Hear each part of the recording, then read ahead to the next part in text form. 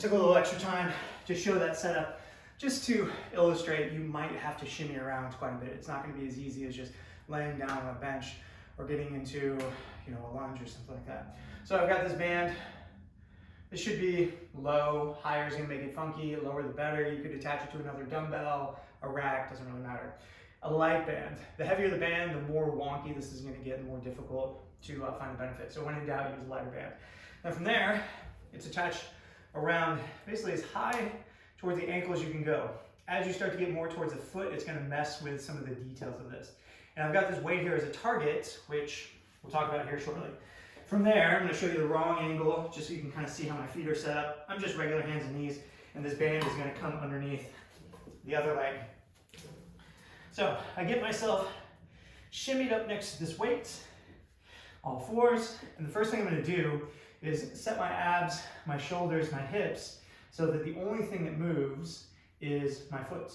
If I were to run out of space and then continue to move my body to find the target, I've missed the point of the exercise. The band might be too heavy, I might be too far away from my target. So when in doubt, get close to the target and nail it as opposed to being too far away. So as for the actual movement, everything is set and I am ratcheting back. Now you'll notice I'm hitting with my toes. Ideally, I want to actually keep my toes away and reach with the side of the foot or the heel, which is going to be much more difficult than you might imagine. I get to here and I kind of sneak out and I touch it with my toe. I've completely disengaged my hip and I've completely missed the purpose of the exercise. So, get myself set. Everything's perfect. Keep my toe pointed down as I try and reach with the side of my foot and my heel. Most of the time we're going to be going for holds. That band is going to have some accommodated resistance, and even in the first rep, the outside of my hip is burning like crazy to make this happen. Now, as you get better in time, of course, you can walk yourself back.